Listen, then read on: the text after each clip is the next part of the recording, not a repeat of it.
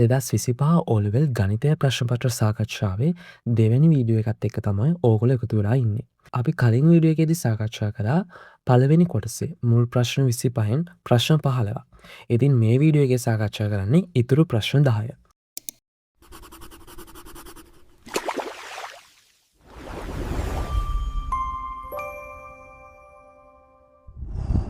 ඉතින් අපි යමු 16 වෙනි ප්‍රශ්නට.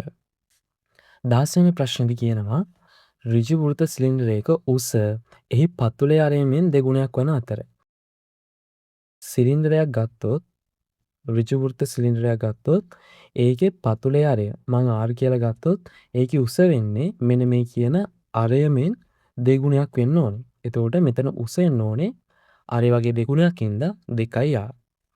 එහි පරිමාව අපිට කියනවා ඝන සෙන්ටිමීටර 2156ක්.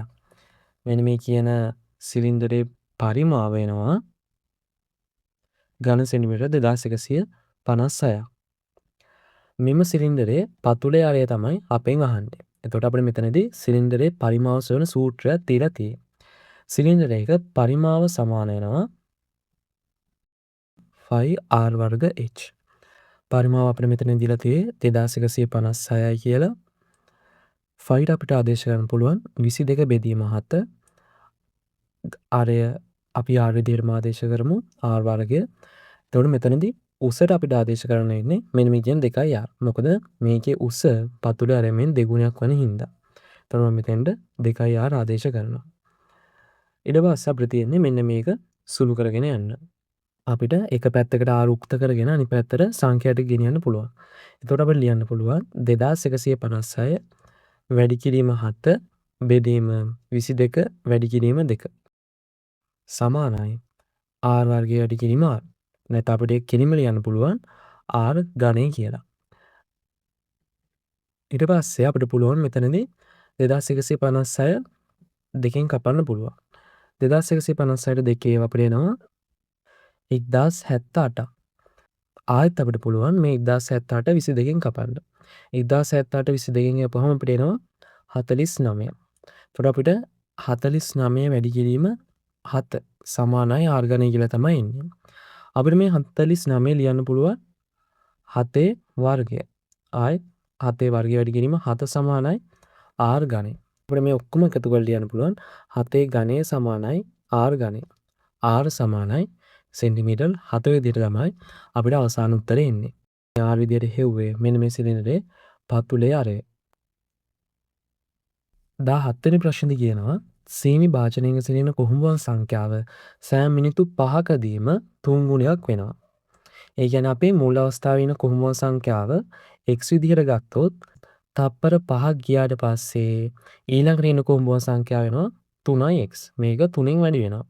ඊළඟ තප්පර 5 ගත්තොත් එහෙම මේක 3න් වැඩි වෙලා 9x වෙනවා. ඔන්න ඔය විදිහට තමයි කුහුඹුවන් සංඛ්‍යාව වැඩි වෙන්නේ. එතකොට මේකෙදී අපිට පේනවා මේ එන්නේ ගුණෝත්තර ශ්‍රේණියක්.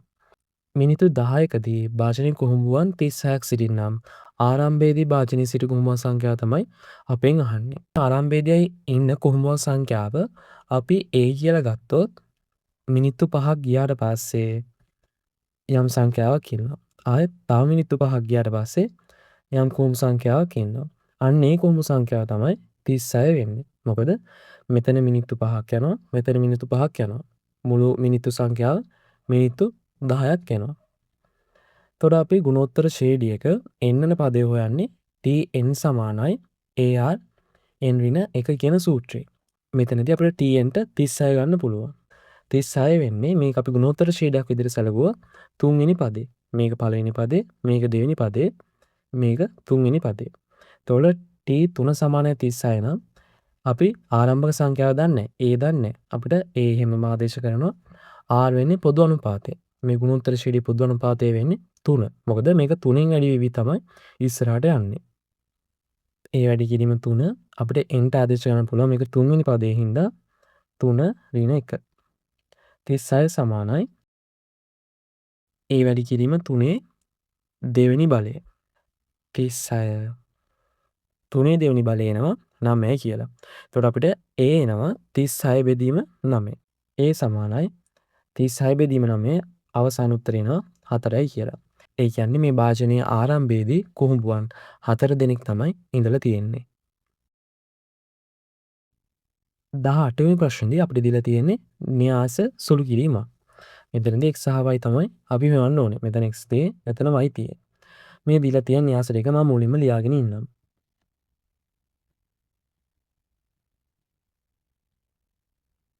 ඉතින් මම මේ න්‍යාස දෙක ගුණ කිරීමෙන් ලැබෙන උත්තරය මෙතන නොලියා ඉන්නම්. අපි මේ න්‍යාසය සම්පූර්ණයෙන් සුළු කරලා බලමු. එතකොට න්‍යාස ගුණ කිරීමේදී අපිට පුළුවන් පළවෙනි න්‍යාසයෙන් ගන්නවා පේලිය. ඊළඟ න්‍යාසයෙන් ගන්නවා තීරුව.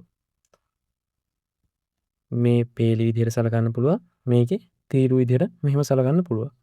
එතකොට පළවෙනි එකේ පේලිය ගත්තොත් 0.2. ඒක වැඩි කිරීම මෙන්න මේකෙන් අපිට ගන්න වෙන්නේ තීරුව. ඒ කියන්නේ මෙන්න මේ තීරුව. 2 බිංදුව.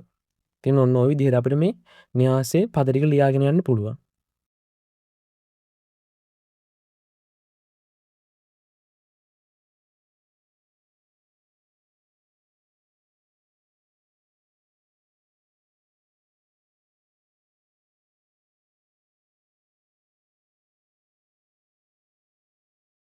ඉතින් න්‍යාස සුළු කිරීම මම මේ විදිහට ලියාගත්තා.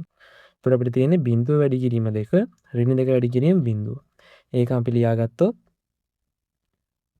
බිංදුව 2කින් වැඩි කරාම අපිට එනවා බිංදුවයි කියලා. ඍණ 2කින් බිංදුවෙන් වැඩි කරාම අපිට එනවා බිංදුවයි කියලා.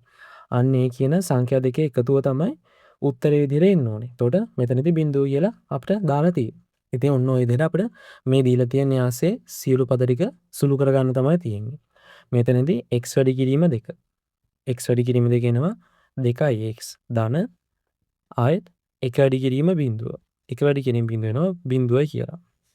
මෙතනදී බිංදුව වැඩි කිරීම 1.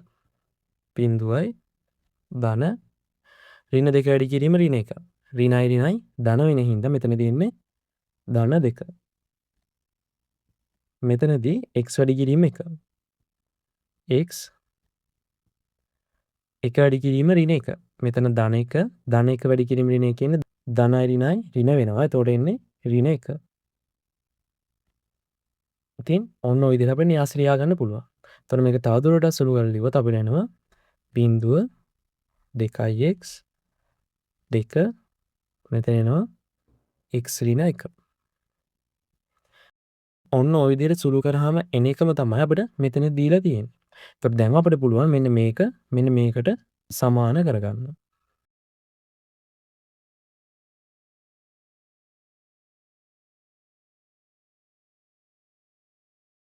ඉතින් මෙන්න මේ න්‍යාසයට සමානයි නම් මෙතන බිංදුව තියෙයි.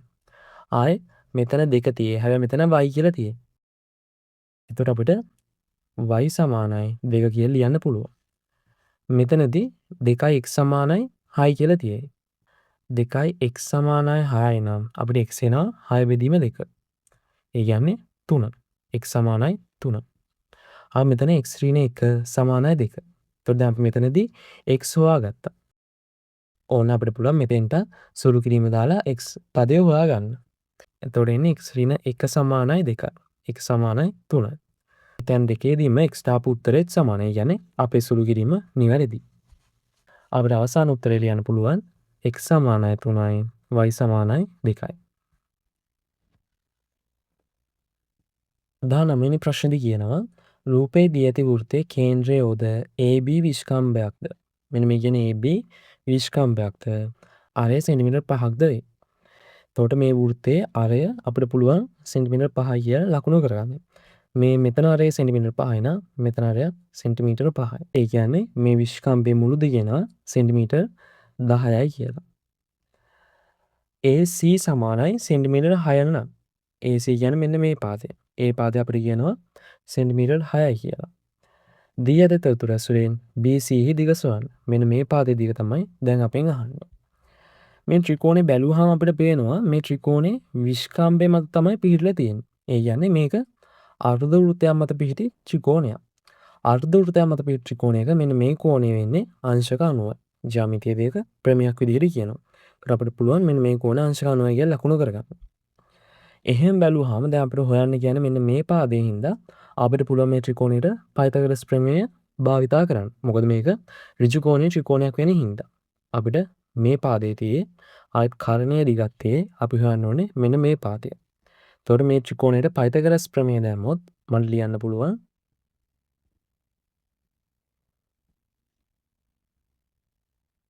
AB වර්ගය සමානයි AC වර්ගය ධන BC වර්ගය. AB පාදය අපි ලියන්න පුළුවන් 10යි කියලා 10 වර්ගය. AC පාදයේ දිගෙනවා සෙන්ටිමීටර් 6යි කියලා. 6 වර්ගය අපි දැන් හොයන්න ඕනේ BC පාදයේ දිග. එතකොට 10 වර්ගය සමානයි 100යි 6 වර්ගය 36යි BC වර්ගය. එතකොට BC වර්ගය සමානයි 100 ඍණ 36. 100න් 36ක් ගියාම අපිට එනවා 64යි කියලා. එතකොට 64හි වර්ගමූලය තමයි ගන්න වෙන්නේ. 64හි වර්ගමූලය එන්නේ 8යි කියලා. එතකොට BC පාදයේ දිග එනවා සෙන්ටිමීටර් 8ක්. BC සමානයි සෙන්ටිමීටර් 8යි. 20 වෙනි ප්‍රශ්නේ දීලා තියෙන්නේ කුලක ඇසුරේ. අපිට කියනවා දී ඇති වෙන් රූපයේ A මේලය B අනුපූරකය නිරූපණය කරන ප්‍රදේශ අඳුරු කර දක්වන්න. A මේලය B අනුපූරකය. මේලය කියන එකෙන් අදහස් කරන්නේ මෙන්න මේ කියන දෙකටම අයිති ප්‍රදේශය. එතකොට අපිට පුළුවන් Aට අයිති ප්‍රදේශය මුලින්ම පාට කරන්න. Aට අයිති ප්‍රදේශය එන්නේ මෙන්න මේ ටික.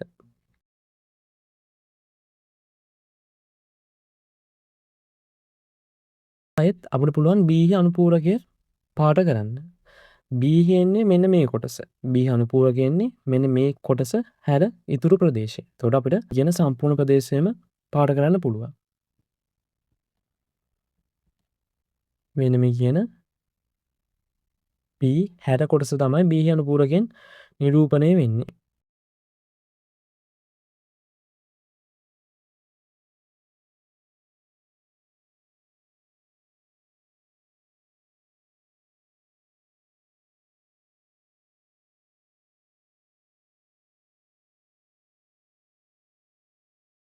එතකොට මෙතනදී අහන A මේලේ B අනුපූරකය කියන ප්‍රදේශයට අපිට මෙන්න මේ කියන ප්‍රදේශය හැර ඉතුරු ප්‍රදේශය පාට කරන්න පුළුවන්.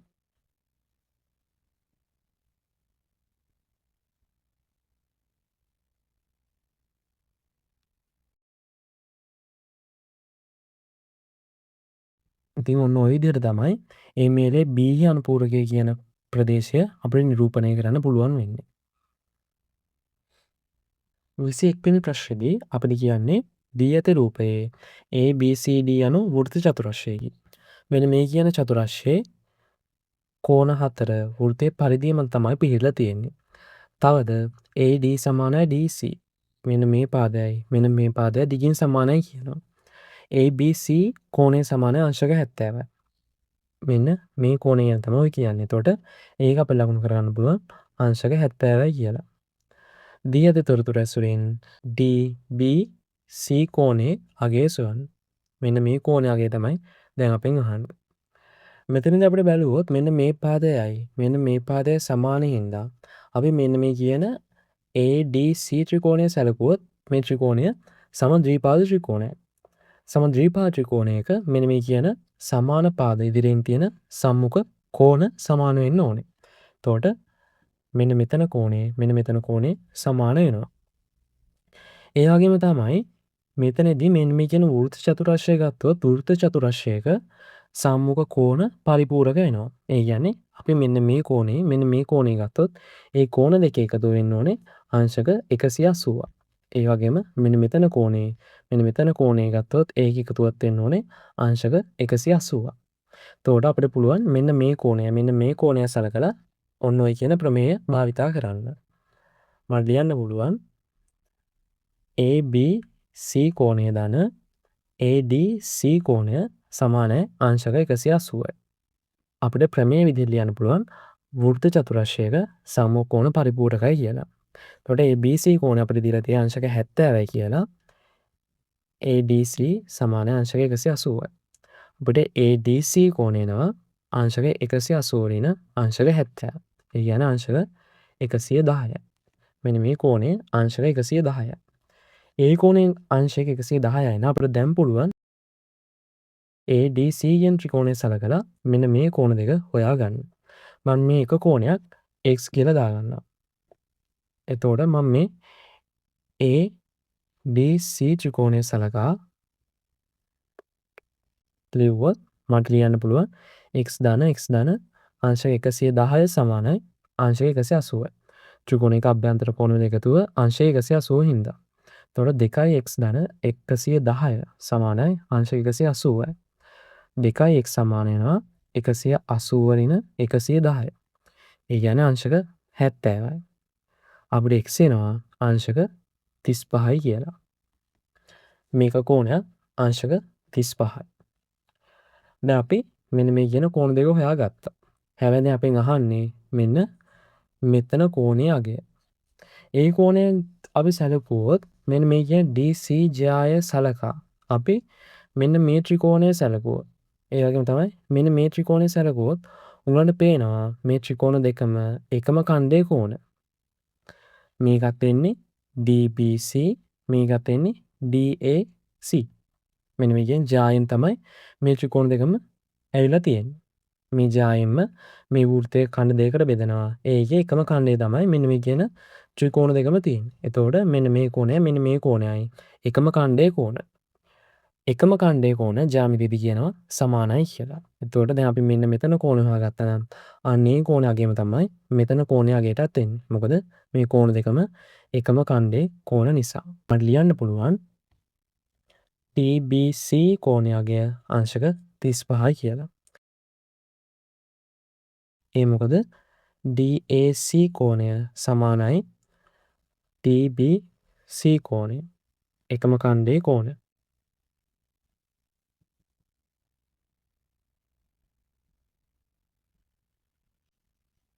මෙතනදී අපි DAC කෝණය විදිහට හොයාගත්තේ මෙන්න මේ කියන x.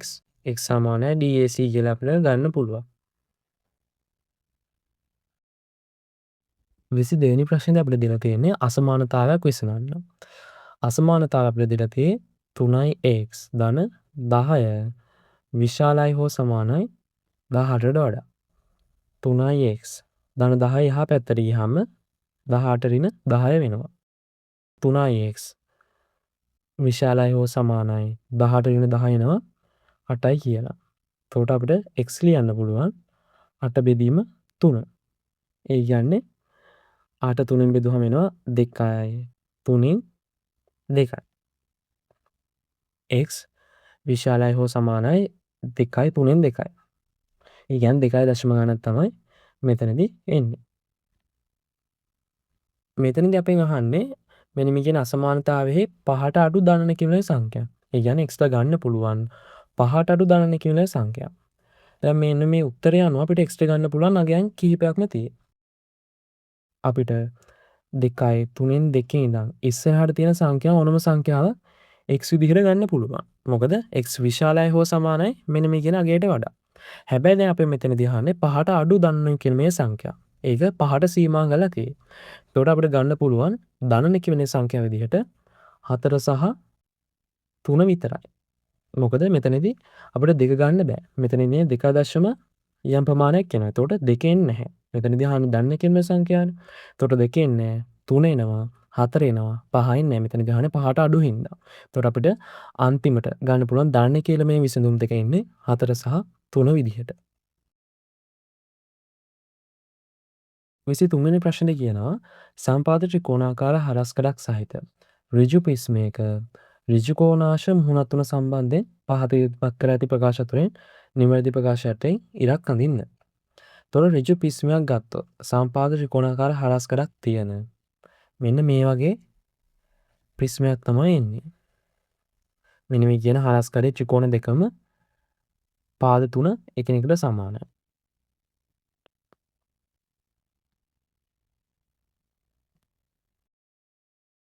එතකොට ඔන්න ඔය වගේ ප්‍රිස්මයක් තමයි මේ ප්‍රශ්නේ අපිට කියන්නේ. අපෙන් අහන්නේ මෙන්න මේ කියන ඍජු කෝණාංශාකාර මුහුණත් තුන සම්බන්ධයෙන් නිවැරදි ප්‍රකාශනය.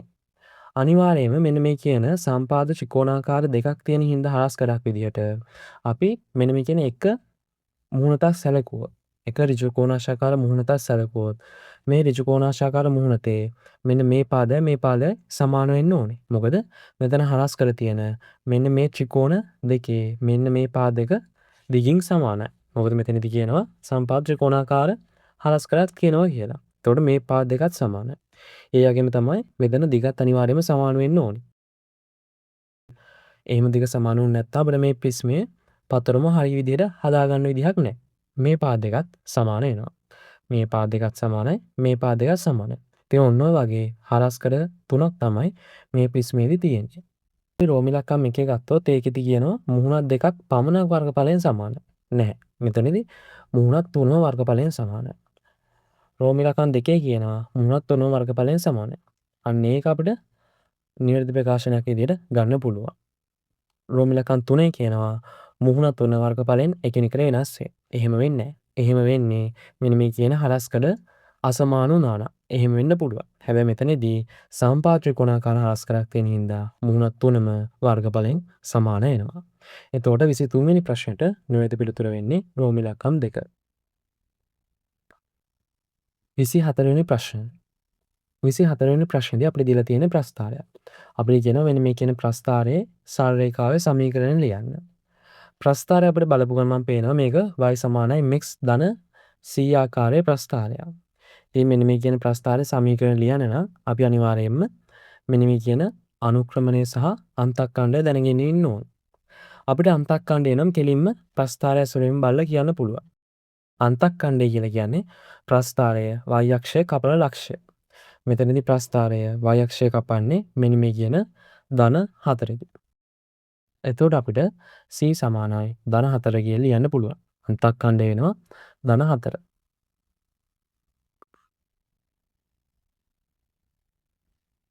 දැන් අපි හොයන්න ඕනේ අනුක්‍රමණය. අනුක්‍රමණය වෙන්නේ m. අනුක්‍රමණය හොයන්න අපිට පුළුවන් m සමාන වෙනවා. ඒ කියන්නේ අනුක්‍රමණය සමාන වෙනවා y බෙදීම x ට. අපි මෙන්න මේ කියන ප්‍රස්ථාරයේ ඛණ්ඩාංක දෙකක් ගත්තොත් මම මෙතන ඛණ්ඩාංකය ගන්නම් මෙතන ඛණ්ඩාංකය ගන්නම්. මෙතන ඛණ්ඩාංකය එනවා 0.4. මෙතන ඛණ්ඩාංකය එනවා 2.0. මේක x ඛණ්ඩාංකය මේක y. මේක x මේක y.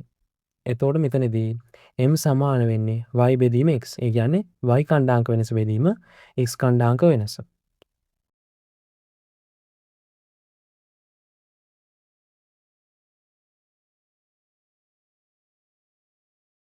අපිට y ඛණ්ඩාංක වෙනස ගන්න පුළුවන් y2 ඍණ y1.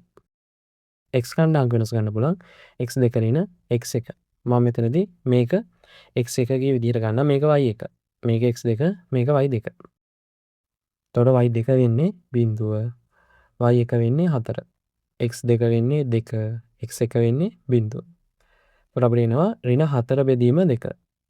m සමානයි ඍණ 2 විදිහට තමයි අපිට උත්තරේ එන්නේ. එතකොට මෙතනදී අපි දැන් හොයාගත්තා මේ ප්‍රස්ථාරයේ අනුක්‍රමණය එන්නේ ඍණ 2යි කියයි. දැන් අපිට පුළුවන් මෙන්න මේ කියන ප්‍රස්ථාරයේ සරල රේඛාවේ සමීකරණය මේකට ආදේශ කරලා ලියන්න. එතකොට අපිට අවසාන පිළිතුර විදිහට ලියන්න පුළුවන් y සමානයි m වෙන්නේ ඍණ 2යි 2x ධන c වෙන්නේ ධන 4. ඔන්න ඔය සමීකරණය තමයි මේ ප්‍රස්ථාරයේ නිරූපණය වෙන්නේ. 25 වෙනි ප්‍රශ්න විදිහට සුපුරුදු පරිදි මේ අවුරුද්දේ දීලා තියෙන්නේ පත ඇසුරෙන් ප්‍රශ්නයක්. එතකොට මේ ප්‍රශ්නේදී කියනවා අර්ධ වෘත්තයක විස්කම්භය වන ABට සෙන්ටිමීටර් 5ක දුරකින් පිහිටි CDJය ලබා ගැනීමට අසම්පූර්ණ දල සටහන රූපය දැක්වේ. පත ඇසුරෙන් එම CDJය ලබා ගන්න ආකාරයෙන් නිරූපණය කරන්න. ඒ වගේම මෙතනදී විශේෂයෙන් කියනවා එම නිරූපණය කිරීම සඳහා නිර්මාණ රේඛා දක්වමින් දල සටහන සම්පූර්ණ කරන්න. මෙතනදී මෙන්න මේ කියන CDJය තියෙන්නේ මේ AB පාදයට සෙන්ටිමීටර් 5ක දුරකින්. එතකොට මට ඒක මුලින්ම ලකුණු කරගන්න පුළුවන්. CDJය එන්නේ මෙන්න මේ කියන AB පාදේ ඉඳන් සෙන්ටිමීටර් 5ක දුරකින් හින්දා අපිට පුළුවන් කව කට්ට අරගෙන සෙන්ටිමීටර් 5ක් ලකුණු කරන්න. මම මෙතනදී දල වශයෙන් තමයි ඇඳලා පෙන්නන්නේ. මොකද මෙතනදී මට කව කට්ට භාවිතයෙන් ඇඳලා පෙන්නන විදිහක් නැහැ. කව කට්ට ගත්තොත් කව කට්ටේ මේ විදිහට අඩි රුල මත තියලා ඕගලන්ට පුළුවන් සෙන්ටිමීටර් 5ක් ලකුණු කරගන්න. අන්න ඒ කියන සෙන්ටිමීටර් 5 ලකුණු කරගෙන අපිට මෙන්න මේ කියන ලක්ෂය කපන්න පුළුවන්. එතකොට මේ මෙන්න මෙතන දුර එනවා සෙන්ටිමීටර් 5යි කියලා. මේ ලක්ෂය හරහා තමයි මෙන්න මේ කියන CDJ යන්නේ. ඒ වගේම මේ කියන CDJ මෙන්න මේ කියන AB පාදයට අනිවාර්යයෙන්ම සමාන්තර වෙන්න ඕනේ. මොකද අනිවාර්යයෙන්ම ජායක් මෙන්න මේ කියන විස්කම්බයට අනිවාර්යයෙන්ම සමාන්තර වෙන්න ඕනේ. එතකොට මෙතනදී අපෙන් බලාපොරොත්තු වෙන්නේ මෙන්න මේ කියන ලක්ෂය හරහා යන සමාන්තර රේඛාව. ABට සමාන්තර රේඛාව. ABට සමාන්තර රේඛාවක් අපිට නිර්මාණය කරන්න පුළුවන් මෙන්න මේ ලක්ෂය උපයෝගී කරගෙන. ඒකට කරන්න තියෙන්නේ අපිට මේ ලක්ෂයේදී ලම්බ සමච්ඡේදකයක් නිර්මාණය කරන එක මේ පැත්තට. අපිට පුළුවන් කවකට්ට භාවිතා කරලා මෙන්න මේ පැත්තටයි මෙන්න මේ පැත්තට ලකුණු කරලා ඒකේ ඇසුරෙන් ලම්බ සමච්ඡේදකයන් නිර්මාණය කරන්න. එතකොට මෙන්න මේ විදිහට තමයි නිර්මාණ රේඛා එන්නේ. පුළුවන් මෙන්න මේ ලක්ෂ තුන සරල රේඛාවක් වෙන විදිහට යා කරන්න. මේ තියෙන්නේ CD ඡාය. අනිවාර්යයෙන්ම ඕගොල්ලෝ මේ නිර්මාණ රේඛාව ඇඳලා ඒක CD විදිහටත් ලකුණු කරන්න වග බලා ගන්න ඕනේ. එතකොට අපි 2025 ගණිතයේ ප්‍රශ්න පත්‍රයේ පළවෙනි ප්‍රශ්න 25ම සාකච්ඡා කරලා අවසන්. ඉතින් මම හිතනවා ඕගලන්ට මේ ප්‍රශ්න 25 සාකච්ඡා කරපු විදිහ තේරෙන්නේ නැති කියලා. ඒ වගේම තමයි ඕගලන්ට යම්කිසි ප්‍රශ්නයක් තියෙනවා නම් ඒ වගේම යම් දෙයක් දැනගන්න අවශ්‍ය නම් අනිවාර්යෙන් පහලින් කමෙන්ට් එකක් දාගෙන යන්න. අපි 2024 ප්‍රශ්න පත්‍ර සාකච්ඡාව අවසන් කරලා තියෙනවා. ඕගලන්ට ඉදිරියට අවශ්‍ය වෙන ප්‍රශ්න පත්‍ර සාකච්ඡාව අදාළ වර්ෂයත් එක්කම පහලින් කමෙන්ට් කරගෙන යන්න. ඉතින් එතකොට මට පුළුවන් ඒ වර්ෂයට අදාළ ප්‍රශ්න පත්‍ර සාකච්ඡාවත් මෙන්න මේ විදිහට අරගෙන එන්න.